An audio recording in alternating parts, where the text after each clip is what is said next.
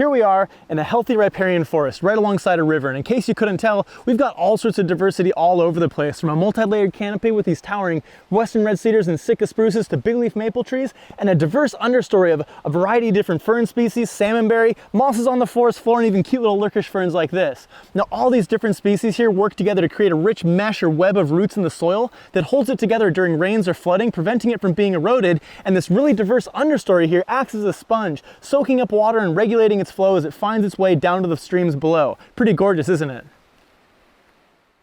In this damaged riparian area, you can see that the clear cut extended all the way down to the banks of the river, and instead of a healthy, diverse forest ecosystem with a variety of different species, a rich root network, and a multi-layered canopy, we now have a young forest with a single canopy and very little understory. This dense canopy is going to shade out the naturally regenerating native conifers of cedar and spruce, which already have a rough go of it during the winter months when they're foraged heavily by deer, ultimately slowing down their natural regeneration of this disturbance area. The lack of big trees and rich vegetation, which would absorb and control the rate of water runoff here, is going to create a much more flashy river system in this damaged floodplain, resulting in higher fluctuating water levels, and the lack of roots in the soil is going to lead to an increase in erosion and siltation downstream.